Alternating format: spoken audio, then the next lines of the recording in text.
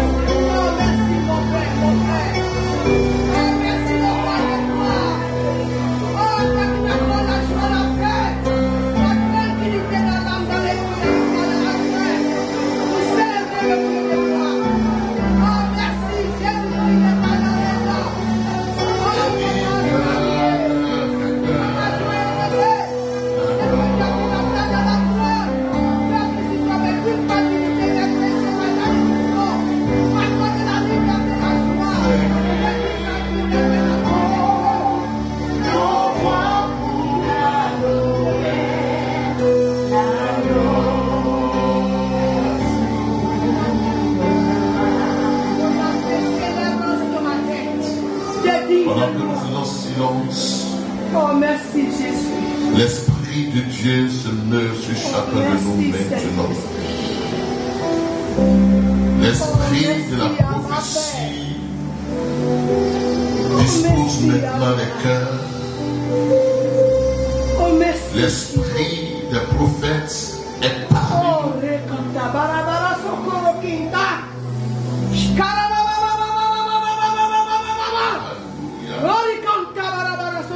nous. Almighty Lord of Baba. Oh, merci Daddy. Le véritable Père, le seul unique Père. Mon âme est merci en ce matin. Merci Jésus. Nous voulons reconnaître ta dignité, ta majesté, tout infinie. Merci Daddy. De même que dans les cieux, les anges et toute la cohorte angélique, de même que les 24 vieillards se prosternent, de même que Abraham, Isaac, Jacob et tous les saints qui nous ont précédés dans ta présence se prosternent. Ce matin, notre cœur se prosterne également devant toi. Nous humilions nos âmes devant toi et reconnaissons combien de fois tu as été bon pour nous, pour cette année qui s'achève. Reconnaissons ta provision divine dans chaque domaine de notre vie. Reconnaissons ta protection autour de nous, dans nos maisons, dans nos déplacements, tout au long de cette année qui s'achève. Nous reconnaissons ta fidélité, alors que, Seigneur, si nous voulions compter sur notre fidélité, nous ne serions pas dignes de recevoir toutes ces choses, mais en Jésus-Christ, tu nous rends fidèles. En Jésus-Christ, tu nous rends irréprochables et irréprochables devant toi. En Jésus-Christ, tu nous donnes privilège de nous approcher de Jésus-Christ, nous sommes établis dans ta présence. C'est pourquoi ce matin, nous voulons te dire merci de tout notre cœur. Seigneur, certains de nos proches, certains que nous côtoyions dans le passé, n'ont pas survécu, mais toi, tu nous as fait grâce. Nous avons connu, depuis ces 3 dernières années, des pandémies, la pandémie qui a fait son ravage, mais toi, tu nous as préservés. Nous avons été dans le secret combattu, mais toi, tu as combattu pour nous. Tu nous as préservés. Et Seigneur, dans le spirituel, tu nous as également préservés de tout mal. Il y a raison de venir dans ta présence pour te célébrer. Il y a raison de venir dans l'assemblée des saints et d'élever notre voix.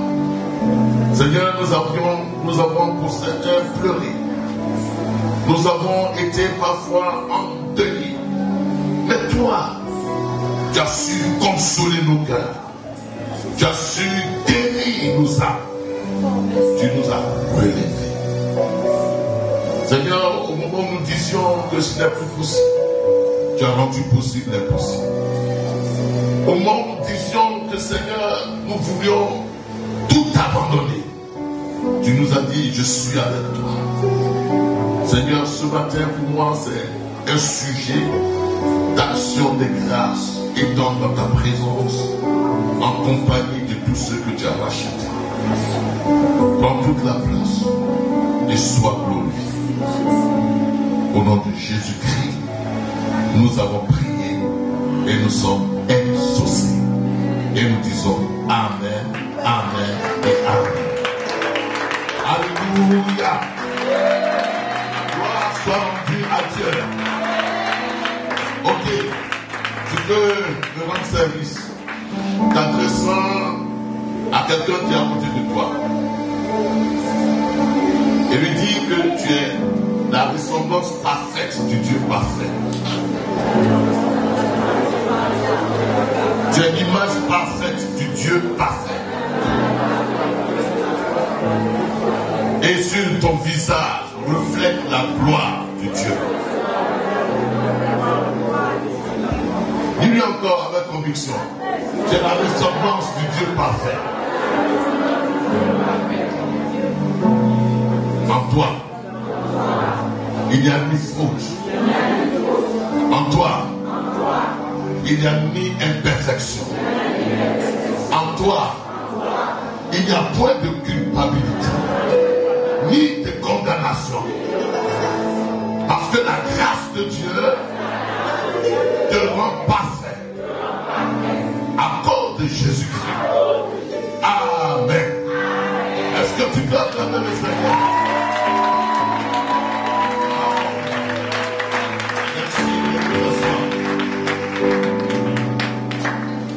Wow. Je veux dire à tous joyeux Noël, à l'ange de la maison et ma fille. Joyeux Noël, à chacun de vous, joyeux Noël. Alléluia. Nous savons tous que Jésus n'est pas né le 24 décembre, nous le savons. Nous savons qu'il n'est pas né le 24 décembre. Donc pour nous, c'est un moment de reconnaissance que Jésus est né. Amen. Il est né. Il est sorti de la matrice d'une femme. Et de cette matrice-là, il est venu comme un simple homme. Il est sorti de son kénosis. Et il s'est établi dans le théosis. Le kénosis, c'est le fait que Dieu abandonne ses prérogatives divines, ses avantages divins. Et il vient parmi nous comme un simple homme. Donc, pourquoi il vient et il se sépare de ses attributs? Parce que il voulait faire de nous des kénosis, des fils de Dieu, des fils du roi. Et donc, Jésus venant parmi nous, fait de toi et moi fils de Dieu. Alléluia. À la ressemblance de lui-même, à la ressemblance de Dieu. Donc, il vient et il transforme notre nature déchue et il nous donne le statut d'enfant de Dieu. C'est de cela que nous avons parlé toute la semaine, dans un corps fatigué, dans un corps très épuisé. Je le suis, après beaucoup de courses, mais Dieu fait grâce et il continue de faire grâce au moyen de ses bases. Alléluia. Ce matin, nous voulons continuer dans le sens, la bénédiction des pères spirituels. Et nous avons dit que la vie est faite de hiérarchie, de graduation. Et il y a dans tous les domaines, Dieu a établi l'ordre d'autorité. Et dans la nature, il a établi des familles. Donc nos familles sont composées d'un père, d'une mère, des enfants. Et dans cette composition, Dieu établit l'ordre. Et dans ce ordre-là, il prend soin d'établir autorité dans la famille. Il confère lui son autorité au père. C'est pas que le père ou le mari soit supérieur à la femme. C'est pas par ordre de supériorité par rapport à l'identité, mais c'est par ordre de responsabilité. On se comprend?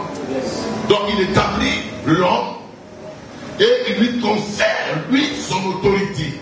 C'est comme dans une classe, il y a un chef de classe. C'est pas que le chef de classe soit le meilleur de la classe, mais on lui donne l'autorité. Donc dans la famille, autorité. Et donc, l'autorité conférée à l'homme lui donne d'exercer l'autorité en lieu et place de Dieu. Dans la société, Dieu établit aussi des autorités. Il établit le chef de l'État comme une autorité suprême. Mais en dessous du chef de l'État, il y a des autorités.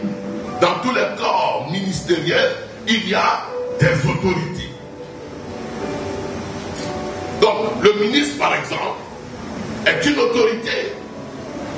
Le député est une autorité. Le maire de la commune est une autorité. Mais dans l'échelle des autorités, le ministre ou alors le maire va se soumettre à qui? Au ministre.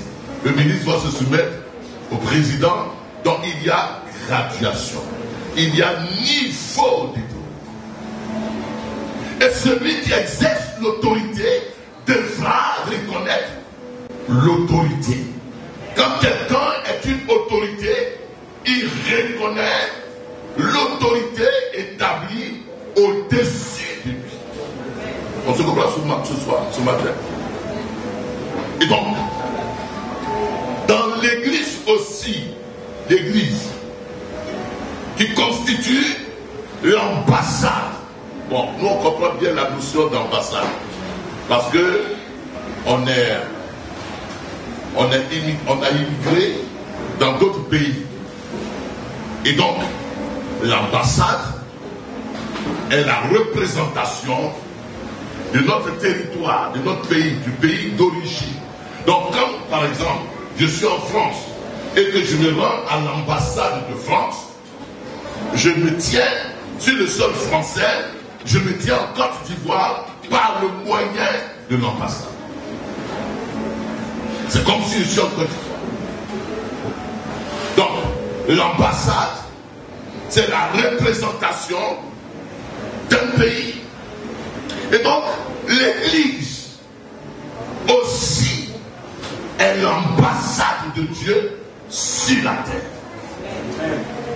Disons Amen. Amen. Et quand on envoie un ambassadeur et que l'ambassadeur parle au nom du pays qu'il représente, de même, Dieu établit une ambassade dans une commune, dans une localité, et il envoie son représentant sur cette ambassade qui est son église, qui n'appartient à personne, mais qui appartient à Dieu, parce que Jésus dit, Pierre, tu es Pierre, tu es Céphas, tu es le petit rocher, le petit caillou, mais sur roc, je bâtirai mon ecclésia, mon église, et les portes du séjour des morts ne prévaudront point contre mon ecclésia. Donc l'église, en tant qu'institution divine sur la terre, en tant qu'institution théandrique, on parle d'institution théandrique, institution qui est en même temps visible et invisible.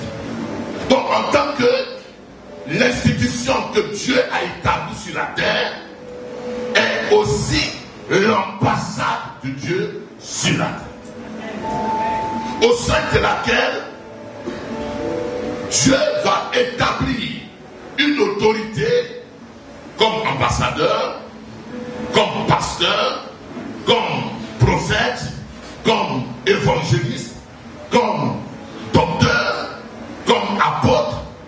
Il va l'établir sur son église afin qu'il soit le porte-parole de Dieu, le porte-parole de la pensée de Dieu qu'il va communiquer du haut de la chair. C'est pourquoi vous allez voir que les premières églises qui ont compris cela. Vous allez voir que quand il y a eu la réforme, les réformateurs ont compris qu'il fallait mettre l'église sur un piédestal, donc l'église en haut, et puis du haut de la chair, la voix de Dieu s'exprime, la pensée de Dieu s'exprime, et la pensée de Dieu est communiquée à tous ceux qui veulent écouter Dieu.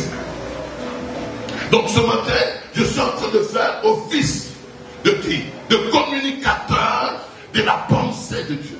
Je suis en train de faire office de celui qui parle, pas en son nom. Bon, il y en a qui parlent en leur nom, naturellement, mais celui qui communique la pensée de Dieu à l'auditoire. Donc Dieu établit un pasteur. Et le pasteur, nous l'appelons communément le père spirituel ou la mère spirituelle. Pourquoi? Parce que nous sommes considérés comme des enfants de Dieu. Nous sommes tous enfants de Dieu et l'objectif assigné à son pastorat, à son office ou à quoi? À sa ministration, l'objectif assigné à cela, l'objectif c'est de permettre que nous puissions nous élever de l'enfance pour parvenir à une stature de maturité spirituelle et devenir fils.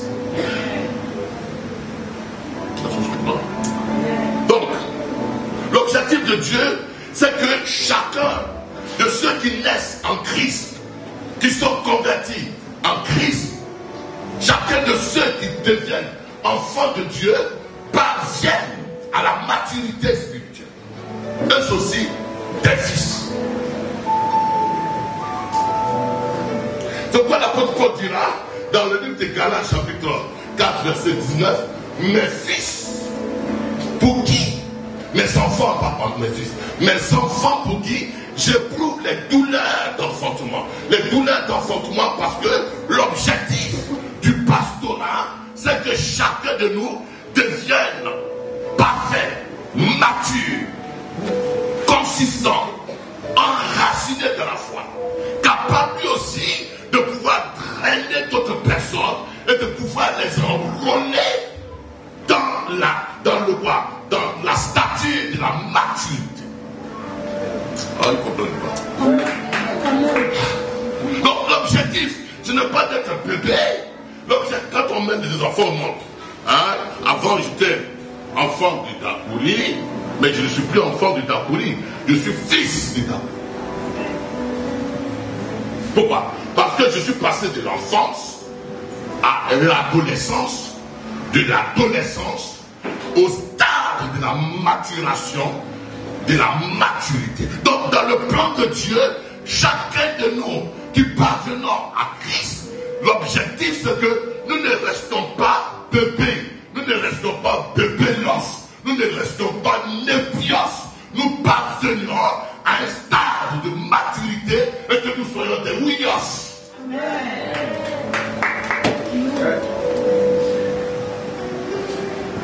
Donc, 2022 passant, notre degré de maturation doit être mesurable. Est-ce qu'on se comprend ce matin? C'est pas que je vous fatigue, hein? Je suis enseignant. Donc, je fais office d'enseignant. Si un prophète vient, il va voir. Mais moi, je suis enseignant. Et il vaut mieux voir d'abord, il vaut mieux comprendre avant de voir. Donc, le pasteur est la voix autorisée. Il est la voix, le représentant de Dieu, qui parle de la part de Dieu. C'est comme par exemple le ministre des cultes. En Côte d'Ivoire, je pense que ça existe. Mais le ministre des cultes vient, le ministre des cultes parlerait de la part du gouvernement, qui est représenté par le premier ministre. Et le premier ministre parlerait de la part du président de la République. C'est pourquoi Dieu dit, celui-ci est mon fils bien-aimé, en qui j'ai mis toute mon affection. C'est quoi? Écoutez-le. Ne pas l'écouter, ce n'est pas écouter Dieu qui l'envoie. Amen. Maintenant, on a parlé de tout cela pendant toute la semaine. Et aujourd'hui, je vais essayer de nous parler du droit d'aînesse. Du droit d'aînesse. Je vous parle du droit d'aînesse. Si vous voulez, je vous parlerai du droit de rachat. Pourquoi? Écoutez-moi bien. Chaque maison a quelqu'un qui l'a bâtie. Chaque maison a quelqu'un qui l'a construite. Chaque maison a quelqu'un qui est l'homme de la maison. Chacun de nous sort d'une famille. Et dans chaque famille, si on devait vous marier, s'il y avait une nouvelle vous concernant, on irait chez le représentant de la famille. C'est lui qui a la voix autorisée. C'est lui qui a le droit de rachat. Racheter, ça veut dire quoi? Payer le prix équivalent. Mais racheter, ça veut dire On peut te faire quelque chose, c'est lui quand il a parlé là. C'est la famille qui a parlé. Quand tu as gâté là, c'est lui qui va et puis il répare. Quand il y a problème là, c'est lui qui est mis en avant et il règle le problème. Je ne souhaite pas. Si quelqu'un d'entre nous avait un problème, on se référerait à sa famille, mais pas à n'importe qui de la famille. Le représentant de la famille, le porte-parole de la famille. Et ce qu'il va dire va valoir quelque chose de solide. Et dans chaque famille, il y a quelqu'un qui a une parole, qui a un droit de rachat.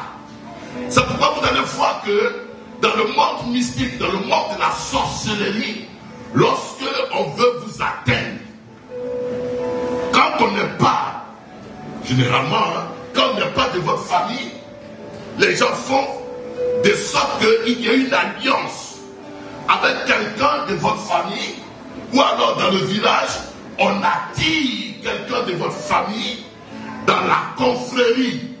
Et quand la personne de la famille a mangé aussi, alors on lui dit, toi aussi c'est la fin de l'année, donne quelqu'un. Parce que tu es le représentant de la famille. Mais je déclare ce matin qu'aucun représentant de famille ne vendra ton âme. N'aura désormais pouvoir sur ton âme. Parce que Dieu t'a hissé à un stade où les représentants de ta famille sont trop faibles pour juger de ta destinée, pour parler en ton nom. Dans le spirituel, il y a plus grand que celui qui est représentant de la famille. Donc, qu'il soit dans une confrérie, qu'il soit dans une secte, qu'il soit dans la sorcellerie, dans quelque mysticisme quel que ce soit, il n'a aucun pouvoir sur toi, parce que désormais, tu es établi au-dessus d'eux. Spirituellement au-dessus d'eux. Amen. Amen. On va commencer. Tu es établi comment? Au-dessus d'eux. C'est une fausse doctrine. C'est un faux enseignement. C'est une quoi? C'est une fascination. C'est un ensorcellement sorti de l'église, promené par l'église. Le dire que, le frère Kofi, ta maman t'a livré en sorcellerie.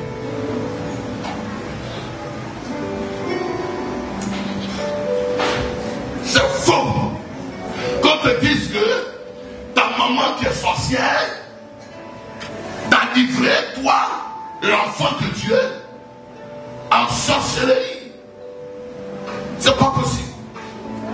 D'autant plus que dans la hiérarchie spirituelle, toi tu es établi au-dessus de la sorcellerie.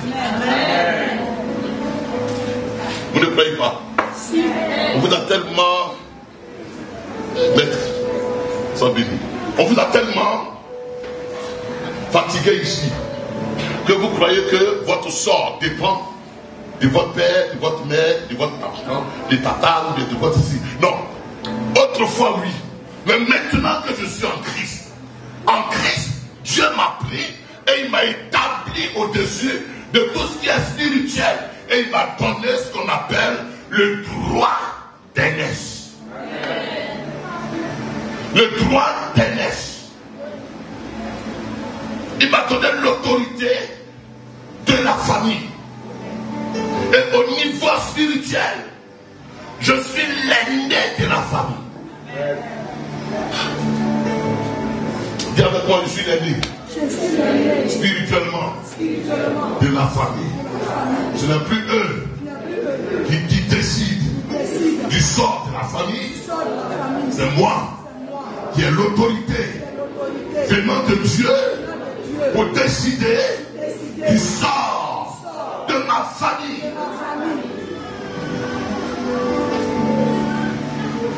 Regardez, chez nous, Je suis l'avant-dernier d'entre mes frères.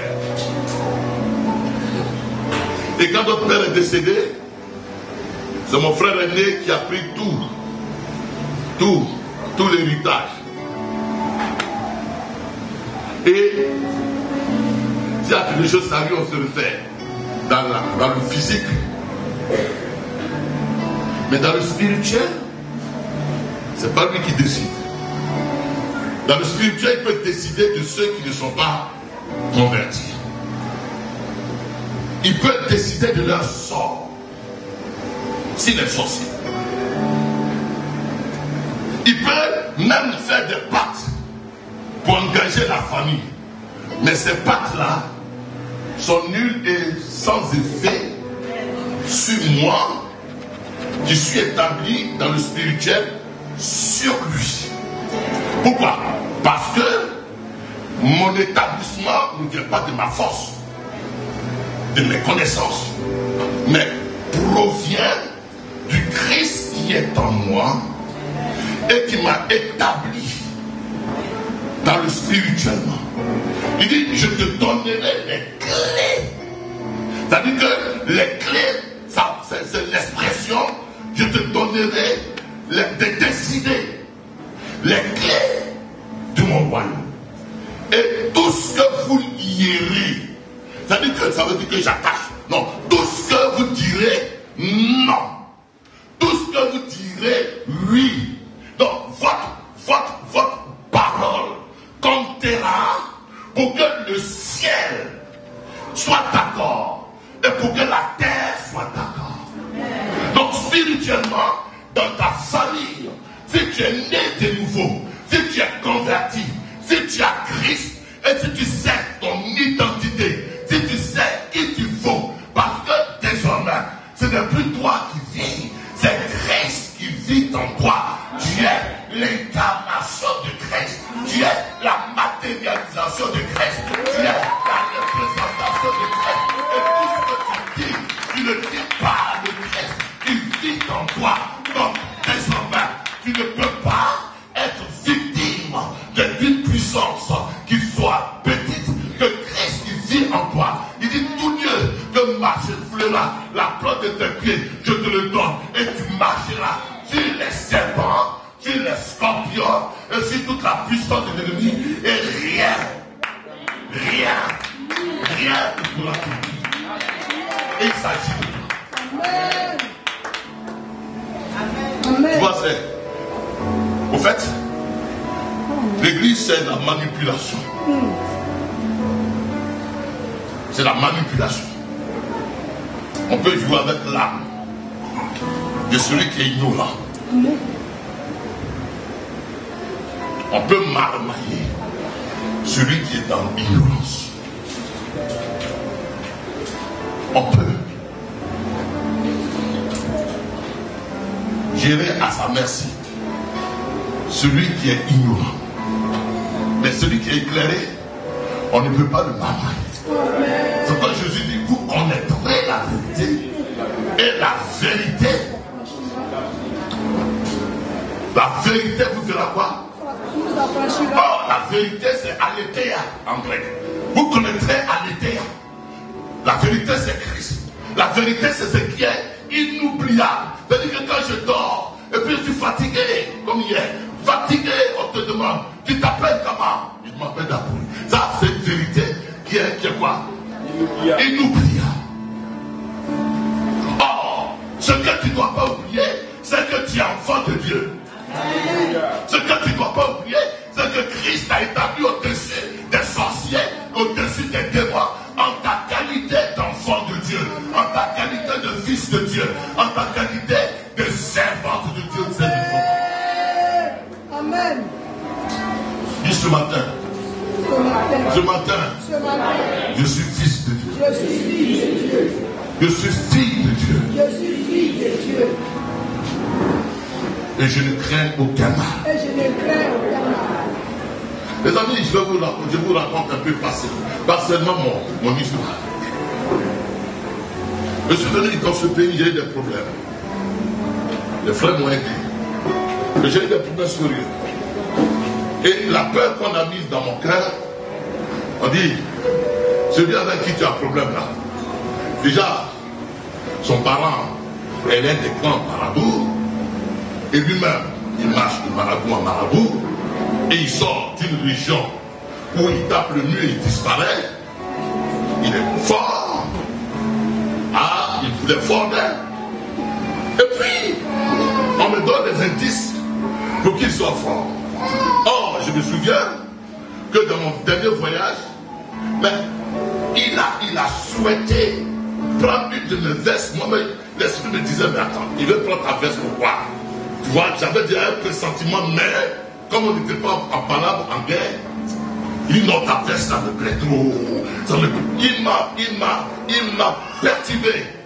Mais après, j'ai compris qu'il veut ma veste pour faire ce qu'il faut faire avec ma veste. Et quand j'ai expliqué à la personne, yo, mais tu as foutu. Ton odeur, ton aura est dans la veste. Ton parfum est dans la veste. Donc tu as foutu, hein. Et tout le monde a commencé à m'effrayer, à tuer ma foi. Vraiment, j'ai commencé à trembler un peu. J'ai tremblé fort. Parce que j'ai cru au mensonge. Tu trembles fort parce que tu crois au mensonge. Tu crois au mensonge. La Bible dit qu'il est menteur depuis le commencement. Tu crains parce que les situations que tu traverses, elles ne révèlent pas la vérité, quoi qu'elle soit une réalité. Elles ne révèlent pas la vérité. La vérité, elle est... On ne peut pas la changer.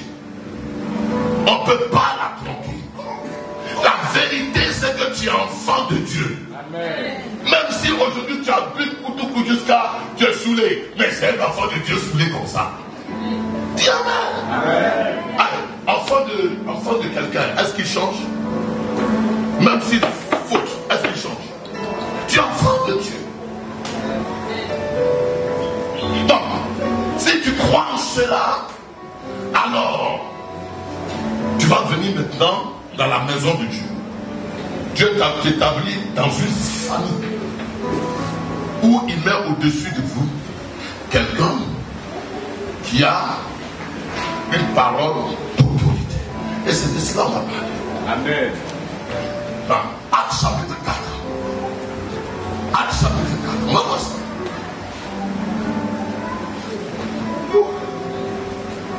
C'est important de mettre ce fondement, sinon ça sera Actes chapitre 4. Suivez-moi bien. Actes 4, je crois, ça me revient. Actes 4, verset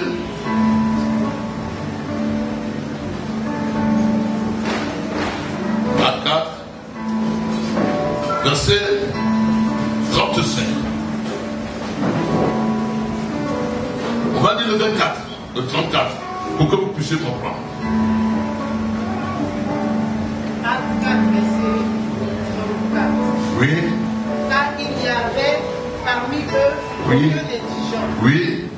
Tous ceux qui possédaient des champs ou des maisons les vendaient, apportaient le prix de ce qu'ils avaient vendu et le déposaient aux pieds des apôtres. Oui.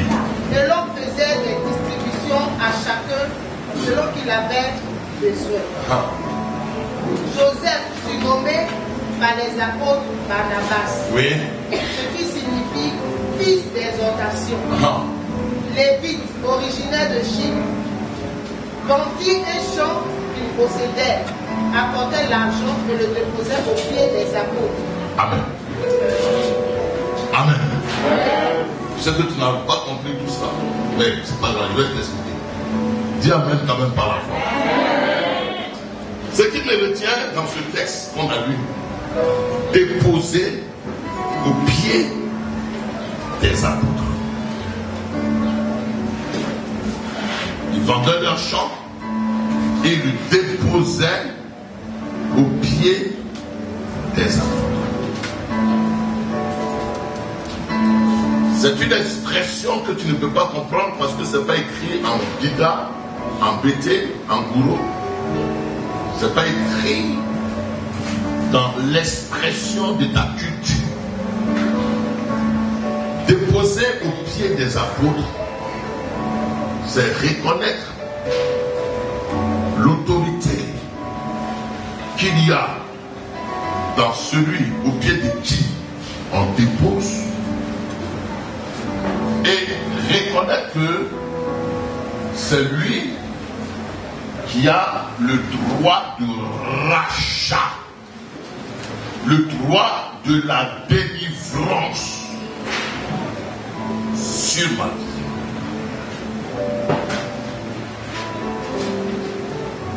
Reconnaître que c'est lui qui a le droit de dire parole sur ma vie. Et chaque être vivant, s'il est informé des principes spirituels, devra comprendre qu'il y a quelqu'un qui est établi toujours quelque part, qui dit une parole sur sa vie. Et cette parole-là, elle peut avoir effet. Nous tous, on peut dire des paroles sur notre vie. Mais il y a un, dans le spirituel, qui dit une parole sur notre vie. Et cette parole-là, elle vaut son poids. Elle vaut parole de Dieu sur notre vie. C'est pas n'importe qui. C'est pas n'importe qui. Quand on n'était pas chrétien, on partait voir notre papa. On veut se marier. Et puis papa dit une parole sur notre vie. Maintenant, quand on est chrétien, nous-mêmes on peut dire parole sur notre vie. Nous-mêmes. Je ne mourrai pas, je vivrai. Toute arme forgée contre moi est sans effet. J'ai le pouvoir de marcher sur les serpents. Ainsi de suite. Je peux dire parole sur ma vie.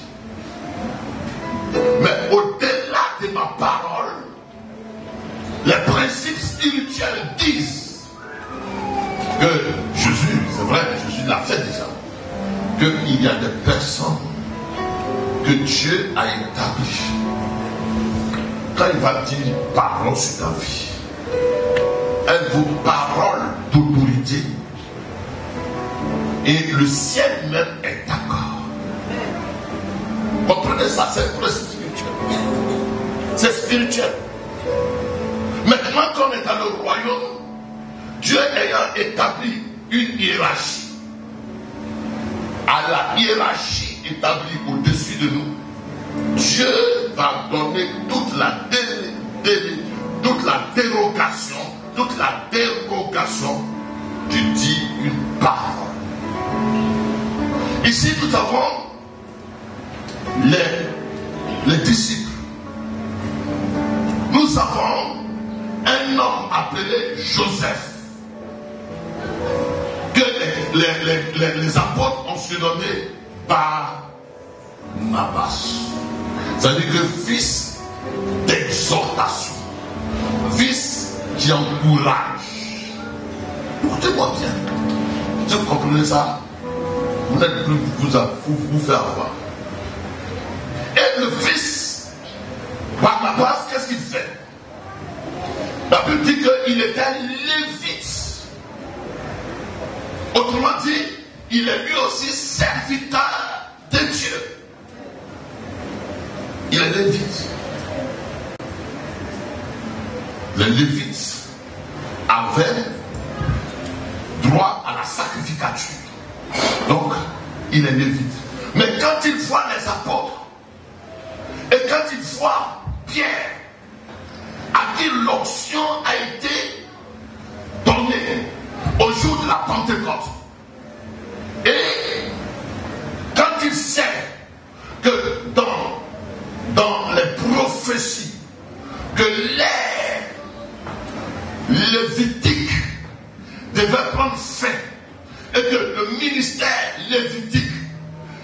prendre fin et qu'un autre ministère, le ministère apostolique ou le ministère que Jésus allait donner à ses disciples, allait s'installer, il réalise que le ministère lévitique est un ministère dépassé.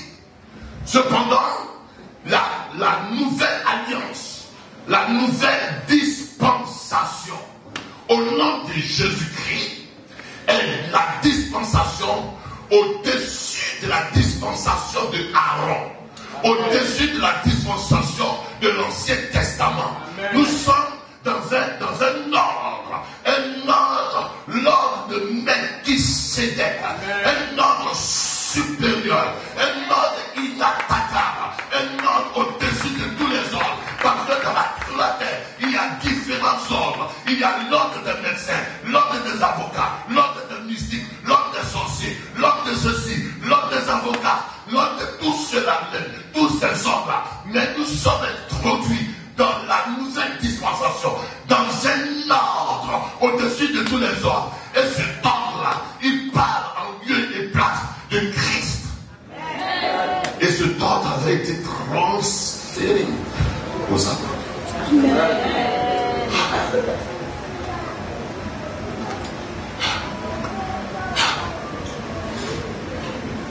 Cet ordre avait été donné à Jésus et Jésus le transfère aux apôtres.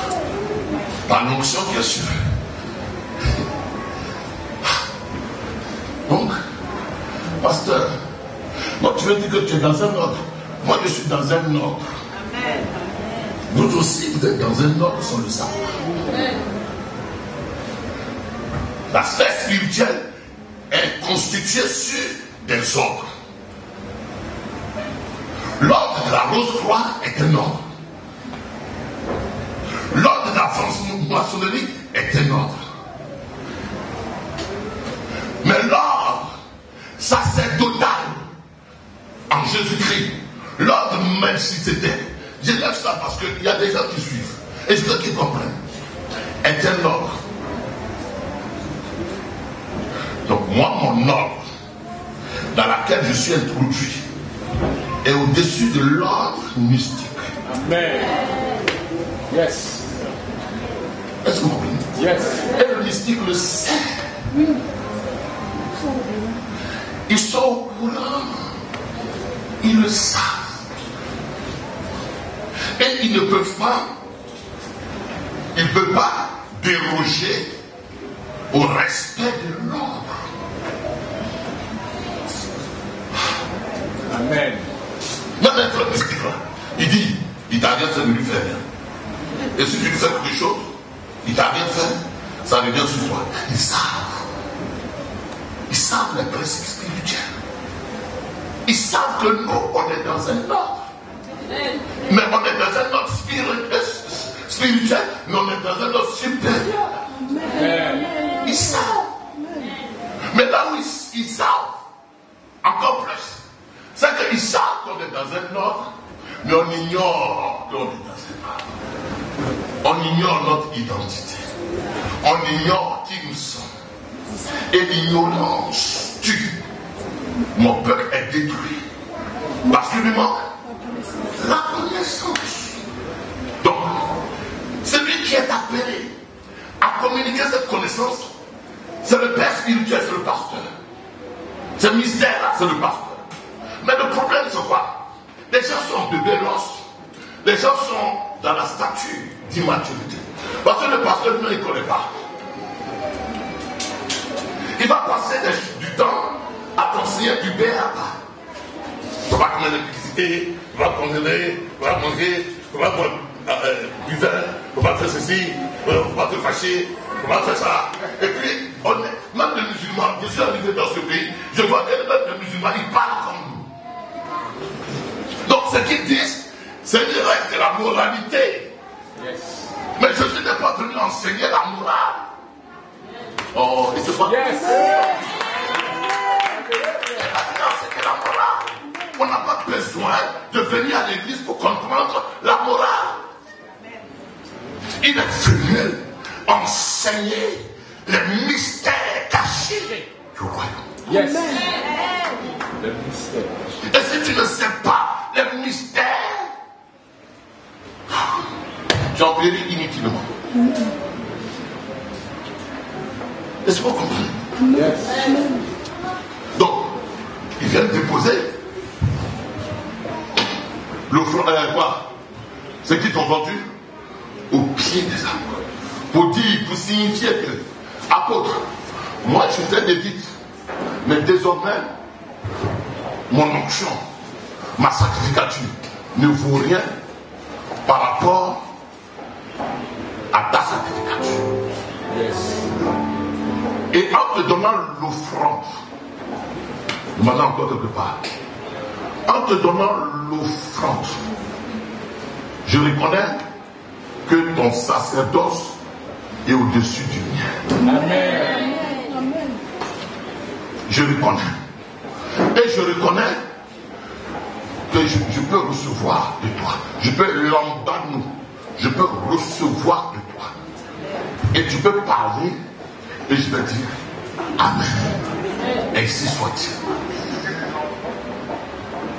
C'est pourquoi ici le Lévite il prend sa dîme et puis il met ça au pied des apôtres. Et quand il la met, il se met comme ça. Je donne mon offrande. Vous dites, je reconnais que toi ta sacrificature est au-dessus de moi ma sacrificature. Amen.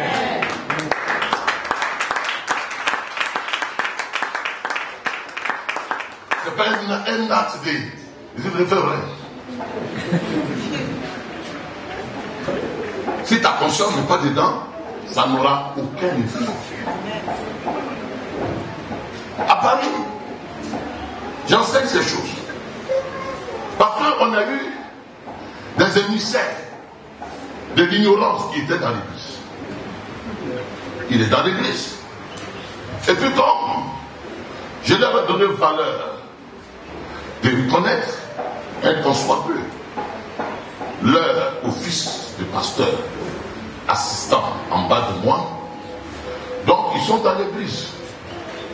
Donc tout le monde les appelle pasteurs, ce qui est normal. Mais ce qu'ils n'ont pas compris, c'est que tout le monde commence à les appeler papa. Je dis non. Il y a un seul papa. Il y a un seul papa. Parce que en grec, papa veut dire Abba. Abba, père. Abba veut dire je sors de lui. Et je suis le produit des ressources qui sortent de lui. Donc, vous mes assistants, vous êtes mes petits. Même si Onction vous utilise grâce à soulever de montagne, vous êtes mes petits. Et moi, je suis votre père. Et ceux qui sont dans l'église, ils sont vos petits frères. C'est une erreur spirituelle. Que on dit, ah papa t'as pris, ah papa t'as pris, ah papa ceci, ah papa ceci. Ah, et maintenant il y a confusion paponiale. Attends le Seigneur pour mon vocabulaire.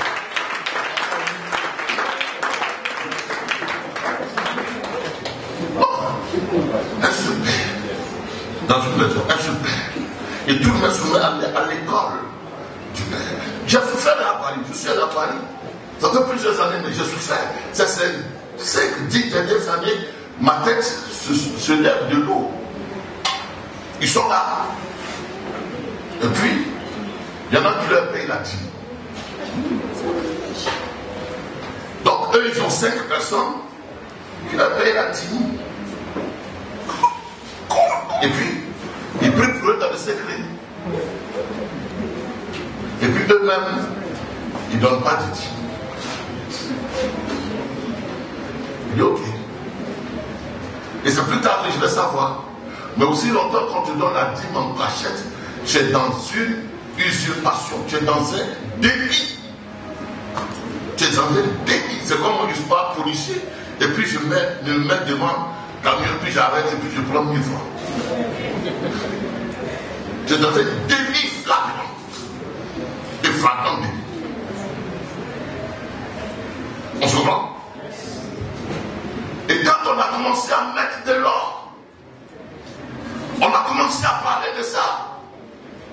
Ils sont frustrés. Ils sont allés faire l'église.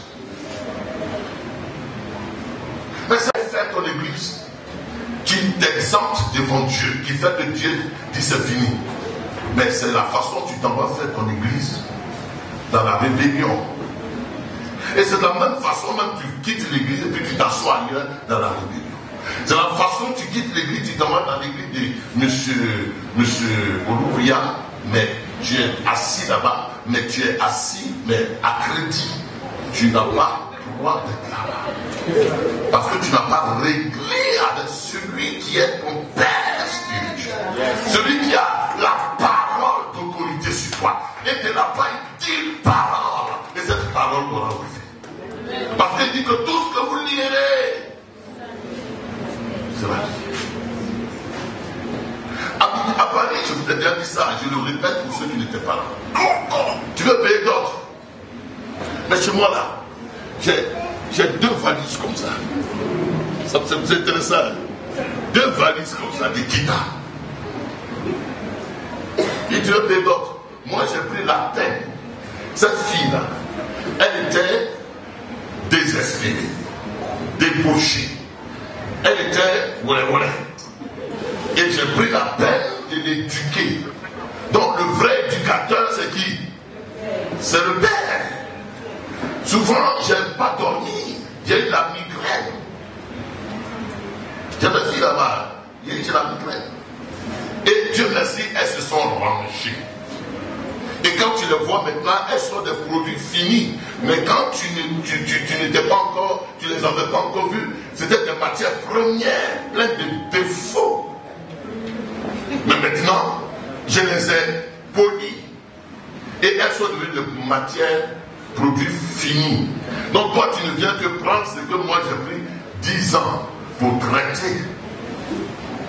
Donc quand tu vas aller au village, à Ouagayo, pour payer la dot, souviens-toi que celui qui va parler sur ses entrailles, celui de Ouagayo là, il peut prendre la dot. Moi je suis allé payer ma dot.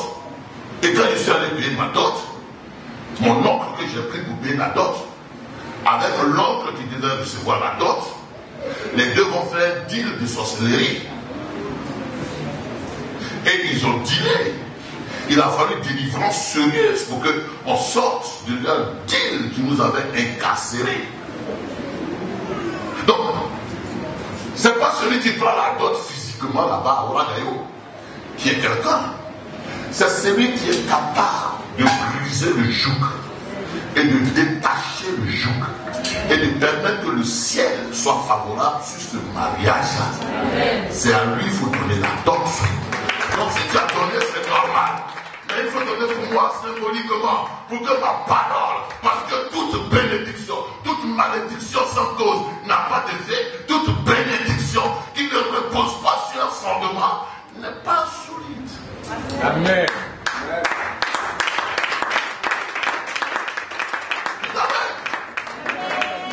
Là, je suis venu. Mais tu es parti bientôt. En janvier, là, je m'en vais. J'ai dit, il a pris ma fille, il m'a blagué. Mais la fille, là, c'est peut-être compliqué. Lui, il ne va pas à l'église. Il t'a blagué. Et puis, il fait croire qu'il t'aime. Car ici, en Côte d'Ivoire, il est marié. Bon. Et puis, il va à Yama, il fait une autre pièce d'identité pour faire croire qu'il n'y a rien sur son casier judiciaire, son extrait. Et puis, il vient. Puisque ce n'est pas informatisé. Mais je ne sais pas si c'est maintenant comme ça. Ça a commencé. Il faut que ce soit comme ça. Sinon, on va aller, il y en a qui vont là pour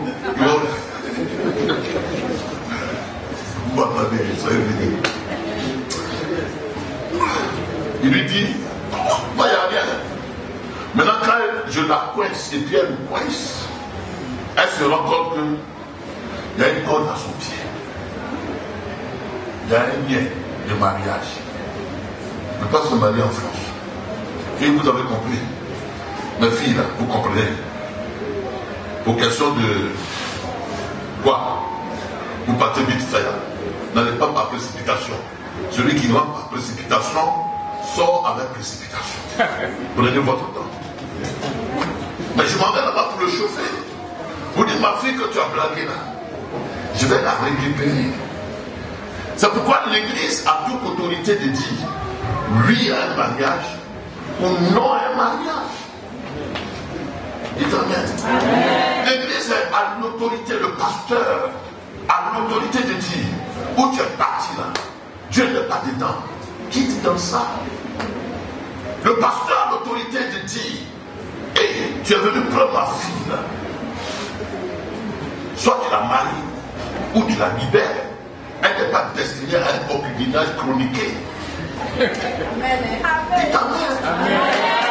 Le pasteur, il est le père légitime. Le père spirituel légal. Il a la responsabilité de l'âme de la personne qui est sous sa ministration. Le pasteur, il a plein pouvoir de déclarer.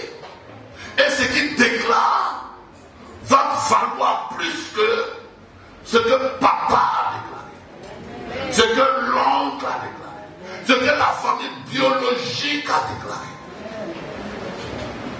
Dites amen. Ce que je suis en train de dire, c'est le principe. Yes. Il a le pouvoir de dire, mais tu veux aller en vacances, ne va pas en vacances.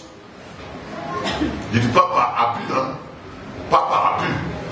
Mais s'il est vraiment établi, parce qu'il voit, parce qu'il ressent, parce que Dieu lui parle, il a le pressentiment, il a l'onction qui avertit son esprit.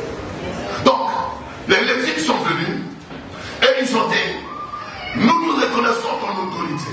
Bien aimé, ce matin je le dis, si tu reconnais l'autorité d'un père spirituel, et si tu agis comme les Lévites ont agi en vendant leurs biens, mais en reconnaissant, la reconnaissance simplement, elle insinue que tu es déjà sous sa bénédiction. Et je déclare ce matin que toute parole, parce qu'il va parler encore ce matin, toute parole que ton père spirituel va dire à ton sujet, que le ciel l'agrée, le ciel la certifie, le ciel la valide, le ciel permet qu'elle soit scellée et qu'aucun homme ne puisse la déceler.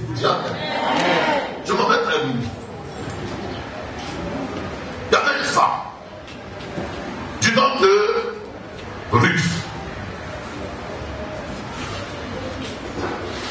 Naomi d'abord. Dans Ruth. Ruth chapitre 4. Je ne sais pas si vous êtes là. Est-ce que je vous fais du bien un peu? Est-ce qu'on a compris cela? Bon, il y en a qui le font pour la parapluie. Je ne suis pas dans la pluie. Il y en a qui le font pour asservir. Le vrai pasteur ne le fait pas pour asservir. Dites amen. Amen. Je vais compléter par quelque chose que tu dois. Il y en a qui le font par intention financière. Le vrai pasteur n'a pas ses intentions. Amen. Amen. Amen. Et les amis, si je viens ici, c'est parce que je vois beaucoup de mon caractère dans H. Amen. Je vois beaucoup. Amen. Beaucoup. Moi, je suis, par la grâce de Dieu, Dieu m'a donné la santé. Il m'a donné la santé. Mais je ne suis pas content. Je vous ai dit l'autre hier au programme. J'ai été en France, j'ai été gardiennage. Ils m'ont mis dans le dos, Bishop là, dans le gardien. Et puis je suis arrêté dans l'hiver. J'ai fait gardiennage. Même avant de venir là, ils m'ont appelé encore. Et vous êtes vécu le village. C'est pas une carrière à vie. C'est une carrière momentanée. Dis amen. Après, il m'avait enseigné. Après, il dit, bon, je n'enseigne plus, je vais faire autre chose. Mais ce que je vous enseigne là, j'enseigne ça. Mais je ne raquette pas les gens. Amen. Ceux qui ont compris agissent avec libéralité. Amen. Pas pour dire, et tu veux donner 1000 € pour avoir option de voyage. Ce n'est pas écrit dans la Bible, ce n'est pas biblique. Ça n'a aucun fondement. On ne change pas l'option. On ne trafique pas. Le ministère n'est pas fait pour ça. Le ministère, il est poussé par le Saint-Esprit qui est en toi. Et pour celui qui a compris la parole de Dieu, il agit avec liberté. Et c'est sous cette conduite de la liberté que Dieu approuve la foi de celui qui agit sous conduite de liberté. Ça, je connais beaucoup de mes amis. Ils m'ont dit, qui m'a dit, pasteur, tu gardes notre affaire, tu enseignes tout, c'est pas tout on va dire. Mais c'est pas tout on va dire, si on ne le dit pas dans la maison de Dieu, on ne le dira nulle part, parce que tu deviens homme politique. L'évangile est fait pour ouvrir les oreilles, pour t'ouvrir l'intelligence, pour que tu puisses entrer, la Bible dit, dans Actes chapitre 26, verset 18, qu'il passe. Je t'ai établi pour que tu leur ouvres les yeux, qu'ils passent de la puissance de Satan à Dieu. Donc, l'évangile a complète d'ouvrir tes oreilles. Je ne sais pas si vous me comprenez. Mais nous qui prêchons comme ça là, ça ne nous arrange pas, je sais. Mais Dieu nous bénit autrement. Amen. Amen. Moi je vous disais, j'ai été tout ça, mais je ne suis pas payé. Je suis plein de pasteurs à Paris, mais tu ne payes pas. Mais Dieu prend païen pour me payer. Amen. Dieu prend païen pour payer mon billet d'avion. Amen. Dieu prend païen pour assurer ce dont j'ai besoin. Amen. Donc, pour dire que l'évangile doit être prêché et Dieu qui nous envoie nous utilise qui il veut pour nous récompenser, pour nous bénir. On n'a pas besoin de tronquer l'évangile, on n'a pas besoin de falsifier l'évangile, on n'a pas besoin de manipuler les âmes. On se comprend? Donc l'objet, c'est que tu comprennes. Et quand tu as compris, tu laisses le Saint-Esprit qui t'a éclairé te conduire. Amen. Te conduire. Et quand le Saint-Esprit te conduit, il te conduit à dessein. Il te conduit bien. Il te conduit bien. Et quand il t'a bien conduit, tu trouves grâce dedans. Et quand il te conduit, n'endurcis pas ton cœur pour dire, ah, je ne vais pas. Ah, je ne vais pas. Ah, je ne veux pas. Je ne veux pas parler de moi-même. Mais il y a des gens, ils ne sont pas de l'église. Il est au loin. Parce que Dieu me dit de t'envoyer 5 millions. Il dit, ah, c'est vrai ou faux? Et puis je viens à l'église, il a dit, ouais, il est là-bas, il est aux États-Unis, il m'a envoyé. C'est en pleine crise Covid. Il m'envoie l'argent. En pleine crise Covid, chez nous, il n'y a pas d'église. Tous les pasteurs fermés. Et puis lui, il est aux États-Unis, il dit, pasteur, Dieu me met en cœur de t'envoyer un Western Union. Amen. Wow.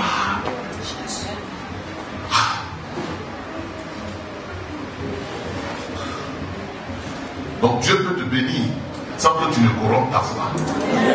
Jamais. Dieu peut te bénir tant que tu ne corrompes ta foi. Je parlais de quoi vidéo. Est-ce que vous comprenez ce matin? Donc l'objectif, c'est d'ouvrir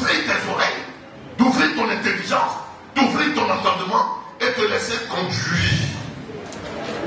La Bible dit que tous ceux qui sont conduits par l'Esprit de Dieu, ceux qui sont fils, on ne veut pas dire qu'ils ne sont pas enfants de Dieu, ceux qui sont matures selon Dieu.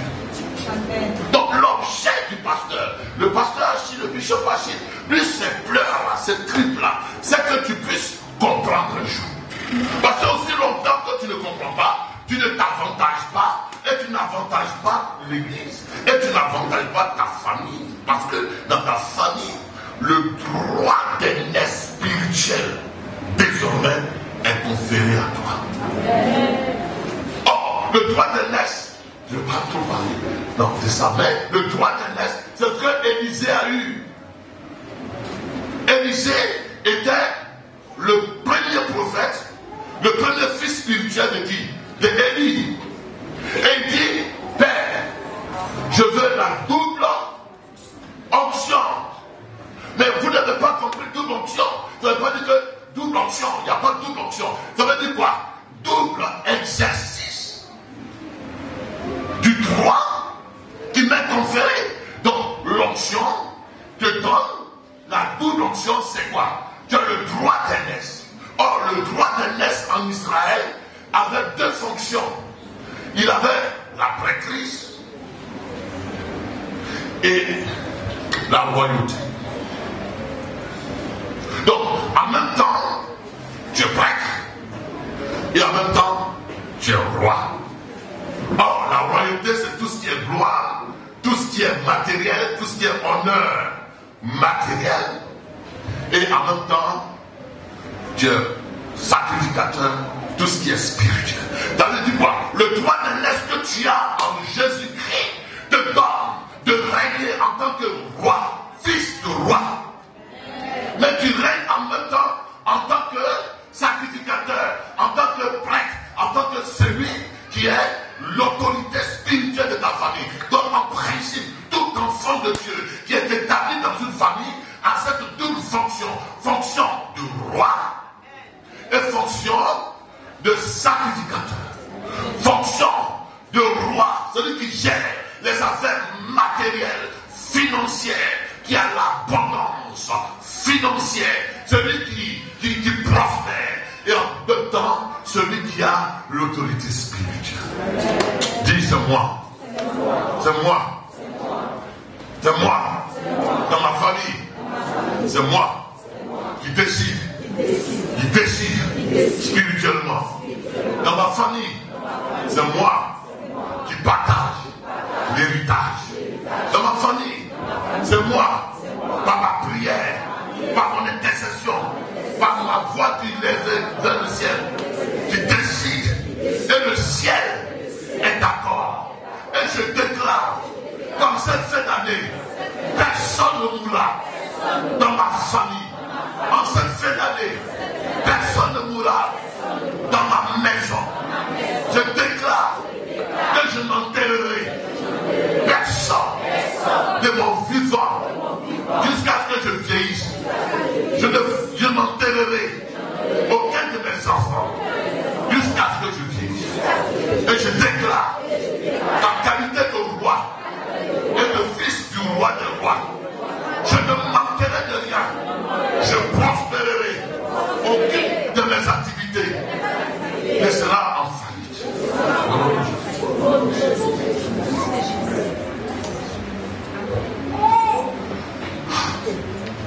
Les amis, c'est que je suis en train de vous dire. C'est l'alliance que nous avons faite. Je me souviens, je ne vais pas tout dire. Il faut écouter ça. C'est l'alliance que nous avons faite. Ça, je le dis avec yeux ouverts. C'est l'alliance que nous avons faite. Quand je devais laisser la craie, notre professeur ici, vous dites, je vais faire affaire de pasteur. Je fais un jeûne. 40 jours, mais ce n'est pas le jour qui compte. Mais je fais un jeûne. Et dans le jeûne, j'ai dit, Dieu, tu m'as mis à l'école. On a fait l'université. Tu m'as donné de travailler. Professeur, faut casser, faut piger. C'est le CG. On gagne un peu d'argent bien dedans. Maintenant tu dis, prophétie vient sur moi, abandonne la clé. Ah Dieu! Mon frère dit, moi si je deviens pasteur, il n'y aura ni deuil, ni femme qui avance dans le ministère. Cette alliance-là, je veux que tu rentres dedans.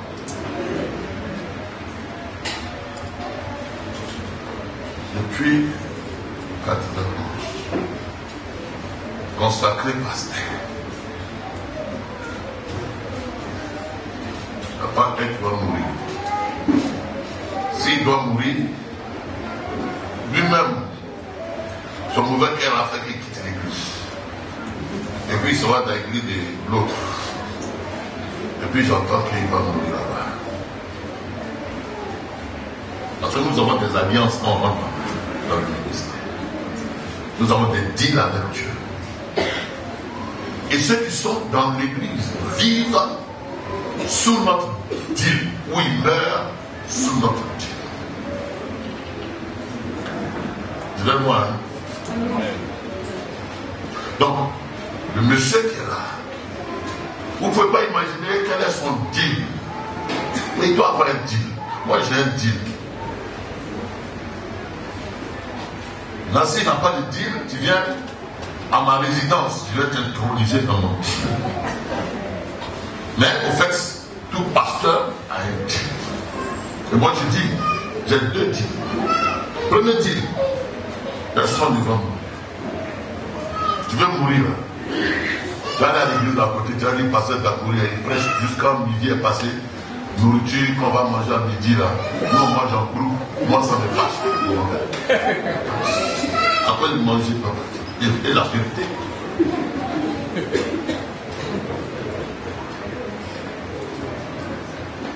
J'ai fait ça aussi.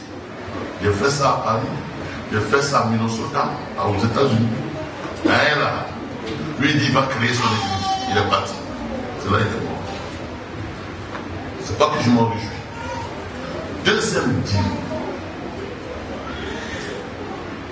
Parce que j'ai été à l'école pour que moi, quand je prenne soin de moi, je prenne soin de ma famille et que je me prenne. Seigneur, tu veux que je sois pasteur, je manquerai de rien. On est d'accord là-dessus. Même ta Bible dit ça. Deuxièmement, je ne manquerai de rien, mais surtout, oh, je vais dire la chose. Mais je ne le dis pas par rapport à vous, pas d'ici. Celui qui me bénit là, Seigneur, qu'il soit béni. Amen. Même si c'est pas un qui me fait du bien. Et celui qui me fait pleurer, que tu t'occupes de lui.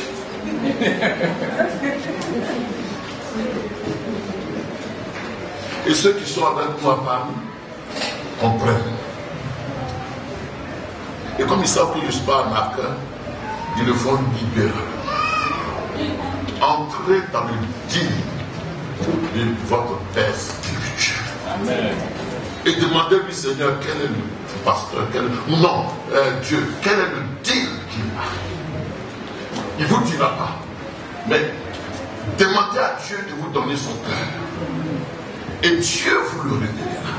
Si vous êtes de Dieu, en songe, Dieu vous révélera son cœur. Ils sont fort de comprendre. Voilà pourquoi certains sont dans l'église, mais en tant que touristes, et ils ne reçoivent rien. Et il y en a qui viennent dans l'église, ils reçoivent. Or, c'est la même option. Sur la même terre, on a semé le même maïs. Et il y a certains grains de maïs qui poussent, il y a certains grains de maïs qui poussent. Amen. Tout dépend de la disposition du cœur à rechercher le cœur de son leader spirituel. Dieu doit Amen. Encouragez-moi comme tout le temps. Dernier verset, dernier verset. Dernier verset. Quelqu'un peut dire, mais depuis on attend onction, il ne fait pas onction aujourd'hui. C'est-à-dire, combien de fois le diable a distrait l'église avec des questions d'onction. Une distraction. Quand ils ont attrapé Samson, viennent nous attraper, on dit envoyez-nous Samson pour qu'il nous distraille. Parce que les gens ont bien compris, ils ont tombé. Mais ce n'est pas quand il est tombé qui est important, c'est quand il a compris qui est important. Et quand il a compris, il ne tombera pas. Parce que quand il a compris, il agira comme un Williams.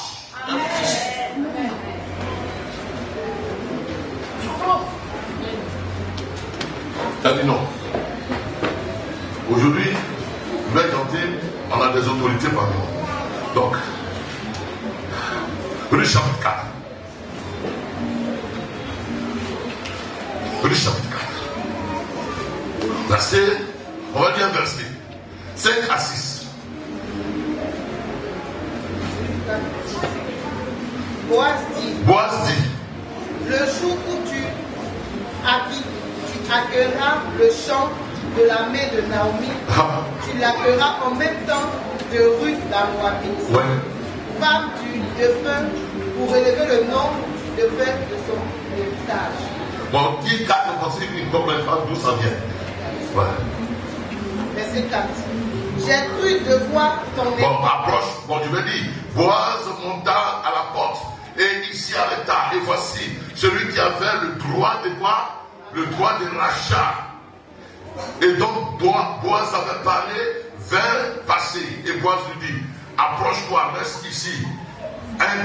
Toi un tel. Et il s'approcha et il s'arrêta. Boaz dit alors, prit alors 10 hommes parmi les anciens de la ville et dit, asseyez-vous.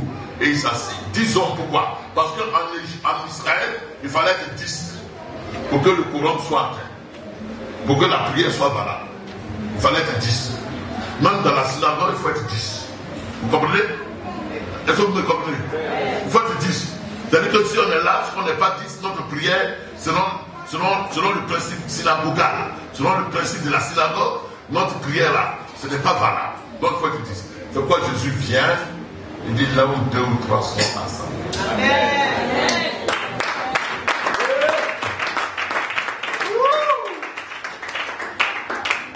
Les anciens, les juifs qui disaient, ah si quelqu'un a touché une femme, on doit le lapider. Jésus vient et dit que non, pour moi ce n'est pas une affaire de toucher seulement, mais c'est une affaire de cœur. Celui qui regarde et il comprend dans son cœur a déjà commis le péché. Donc on est dans autre chose qui est plus fort que celui de l'Ancien Testament. Amen. Amen. Il dit donc 10. Lis verset 5. Peut-être qu'ils ont compris. Ouais. Boaz dit, le jour où tu accueilleras le chant de la main de Naomi, tu l'accueilleras en même temps de Ruth la Moabite, femme du défunt, pour relever le nom du défunt dans son héritage. Oui. Et celui qui avait le droit de rachat répondit, je ne puis pas racheter pour mon compte. Écoute bien le français. Je ne peux pas racheter pour mon compte. Faites de détruire mon héritage. Prends pour toi mon droit de rachat. Car je ne puis pas racheter. Je ne peux pas racheter. Vous n'allez pas comprendre si je n'explique pas vite. Il dit, Ruth est venue. Il faut, c'est toi qui as le droit de rachat. Si tu veux, prends Naomi et puis prends Ruth. Pour que le droit de rachat puisse s'appliquer. Lui il dit que non, moi mon droit de rachat, je ne veux pas prendre une Moabite. C'est-à-dire que la personne ne m'intéresse pas. C'est le terrain qui m'intéresse, c'est l'héritage qui m'intéresse. Vous voyez bien, il avait le droit de rachat. Mais il avait plutôt conscience des biens matériels. Les gens, ils parleront avec toi. Ils te considéreront dans l'église.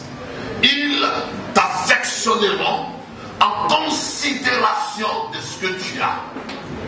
En considération de ton portefeuille. Ils te placeront dans l'église en premier rang, en considération de ce que financièrement tu peux apporter. Mais nous sommes de la race de Paul. Quand Paul disait dans 2 Corinthiens 12, le verset 8, que ce n'est pas l'intérêt de vos finances, mais c'est dans l'intérêt de votre personne. Amen. Je veux conclure avec ça. Le pasteur qui a l'autorité sur toi, son autorité ne vise pas principalement ton portefeuille. Il vise l'âme que Jésus a rachetée et l'âme que tu dois, l'âme que tu as, qui doit être libre, qui doit être épanouie, qui doit être prospère, qui doit être délivrée. Et il a la conscience que c'est ton âme qui prévaut. Dans ce siècle où on est là, affaire de Dieu là, ce n'est plus ton âme qui préoccupe, c'est ton portefeuille qui préoccupe. Et vous trouverez plusieurs qui se préoccuperont de votre portefeuille, de votre avoir, peu importe, vis comme tu veux, fais comme tu veux, marche comme tu veux, pourvu que tu dors. Mais là, notre préoccupation n'est pas là. Notre préoccupation, c'est que toi, tu matures. Toi, tu sois épanoui moralement, spirituellement. Toi, tu sois grand spirituellement. Toi, tu puisses demain être aussi pasteur. Toi, tu puisses aussi être quelqu'un qui fait des progrès. Toi, tu peux être quelqu'un qui amène d'autres personnes à connaître Christ. Que tu sois notre préoccupation. Pourquoi je dis toutes ces choses? Notre préoccupation, c'est que tu sois éclairé. Pour que toi, dans cette église, tu véhicules l'évangile que nous prêchons. Amen. Parce que nous avons un évangile. Je suis arrivé ici. Je suis assis à la maison. À côté de moi, il y a des églises. À côté de ma résidence, il y a des églises. Il est s'entend parler. Et je rigole, je souris. C'est pas que je réponds pas. Je souris. Mais parce que je sais qui prêche quoi et puis il prêche qui. Mais notre préoccupation n'est pas remplir la salle. Notre préoccupation, c'est de faire un, mais qui soit qualitatif. Amen. Notre préoccupation, c'est de faire de toi capable aussi de véhiculer l'évangile de Christ et de permettre que cet héritage que l'évangile puisse atteindre d'autres dimensions. Amen. Notre préoccupation, c'est que ta foi demeure. Amen. Est-ce qu'on se prend ce matin? Notre préoccupation, c'est que tu es venu ici comme une fille oué-oué, un garçon oué-oué, mais quand tu entends l'évangile, que tu sors de ton oué-ouéage et que tu sois sanctificativement transformé, métanoïé et quelqu'un qui permet à l'évangile d'aller de l'avant. Notre but, c'est que tu sois une fille de Jérusalem. Qui peut dire à Papa Achille achète aujourd'hui. C'est nous qui évangélisons. Nous allons former un groupe. Nous sommes des filles.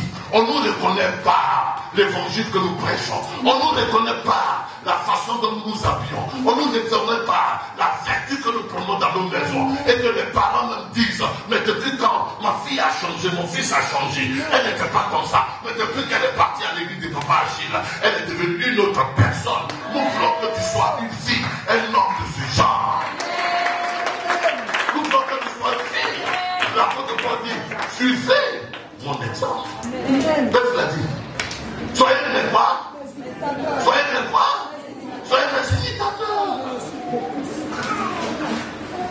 Nous ne voulons pas faire un club de ramassis. Depuis toute l'église, c'est pas ça. C'est de faire des hommes de qualité, des femmes de qualité, des hommes avec des vertus, des hommes qui disent oui quand c'est oui, des hommes qui disent non quand c'est non. C'est ça le but. C'est ça la paternité spirituelle. C'est ça la filiation spirituelle. C'est pas dire papa. Hein papa? Et puis il est dans la drogue. Ah, c'est mon père spirituel. C'est dans la drogue. Et puis tu me files un billet. Et puis tu es dans n'importe quoi. Tu n'es pas mon enfant spirituel. Tu n'es pas mon enfant spirituel. Mon enfant spirituel, c'est ce que j'ai engendré. J'ai beaucoup de pasteurs, honnêtement. Mais lui, il ne donne pas l'or et l'argent. Quand il y en a, il me donne l'offrande. Il est bon. Il est bon. Mais j'écoute tous les dimanches ce que vous faites. Parce que moi, mon culte, c'est à 14h. Donc je vous suis d'abord, avant d'aller prêcher. Il dit, ouais. Il y a un autre à Benoît. Lui, là, je lui ai parlé quand il est à autre chose. Il dit, c'est pas grave. Mais suivez son exemple. Suivez ses enseignements. Soyez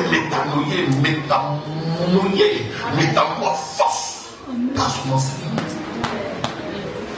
Et vous allez voir, non seulement votre vie va évoluer, mais vous allez être des instruments très efficaces pour le royaume de Dieu. Dieu te bénisse. Est-ce que, avec tout ce que j'ai dit, est-ce que tu es fils? Amen. Est-ce que tu es fils? Est-ce que tu es fille? Un fils, un vrai fils, celui qui fait que le nom de son papa va loin. Amen. David, celui qui a fait que le nom de son papa allait jusque dans le palais. Amen. Joseph, celui qui a fait que le nom de son papa allait jusque dans le palais. Ma maman était toute petite.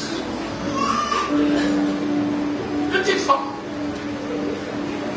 Mais quand elle va au funérail à côté, on dit Dakouli non, la maman dit Dakouli. Parce qu'il voit que le fils s'occupe de la mère. Et qu'elle va. Son roi c'est différent du français. Un fils, il fait son père. Écoutez-moi bien, il fait qui? Son père. Paul dit, Timothée, n'aie pas honte de moi. Dans 2 Timothée chapitre 2, n'aie pas honte de moi.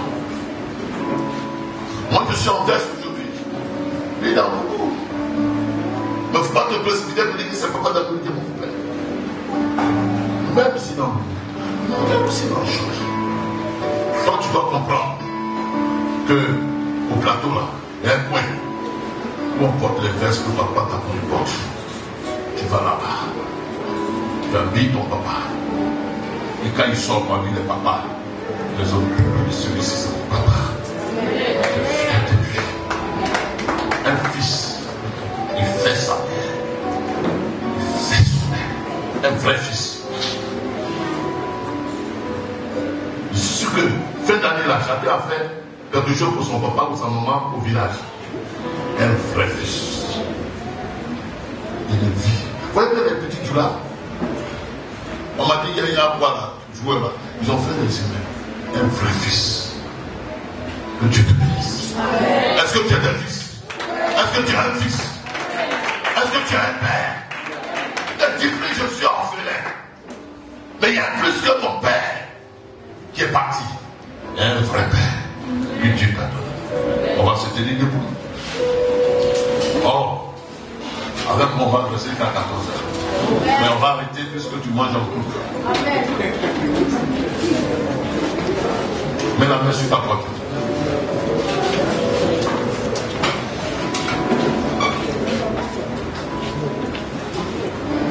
Un père.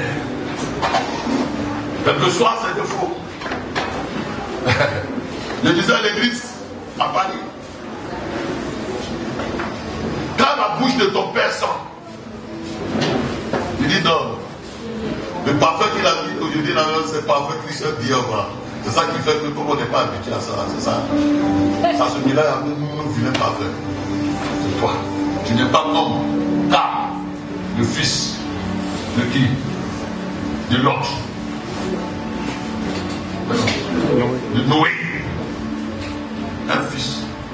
Il ne court pas à la psychologie pour dire voilà ce qui se passe dans notre église. Un pasteur là qui est là-bas là. Il a tel défaut. Un fils. Il cache la nudité de son père. Il ne parle bien que de son père. Un fils. Mais la mère dit Seigneur, je te rends grâce.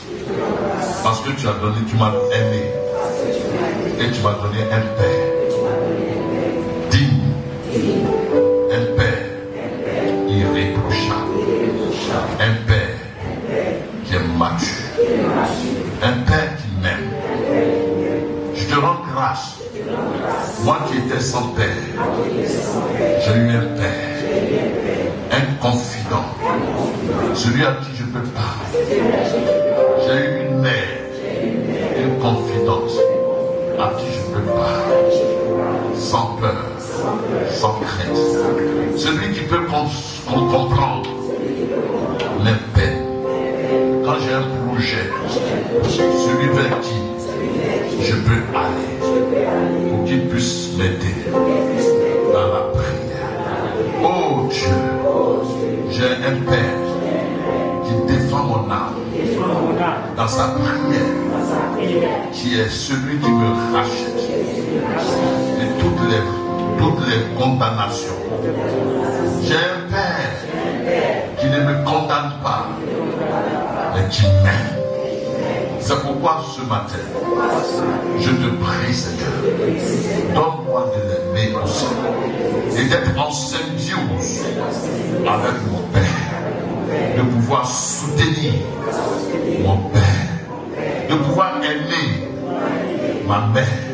À partir d'aujourd'hui, je crois en son ministère et je déclare que toute parole qui déclare sur ma vie, une parole qui a été au nom de Jésus. Merci Seigneur, parce que tu les gardes et les préserves de tout mal dans le nom de Jésus. Oh Dieu, donne-moi un cœur soumis à mes paroles spirituelles. Donne-moi de parler le même langage spirituel avec mes parents spirituels. À partir d'aujourd'hui, cette maison est ma maison et je défends la cause du Christ dans cette maison. Merci Seigneur pour ma foi participative au sein de ce ministère. Au nom de Jésus. Lève la main, je dois prier pour toi. À partir d'aujourd'hui, je t'introduis dans cette alliance de vie, alliance de prospérité, alliance de la faveur. L'une des choses que Dieu m'a faites, qui me plaît, c'est la faveur. Mes amis, quelqu'un peut avoir l'argent, mais s'il n'a pas la faveur, son argent n'a aucun. La faveur. Je prie ce matin que la faveur t'accompagne. Partout où tu passes, que les gens te soient favorables.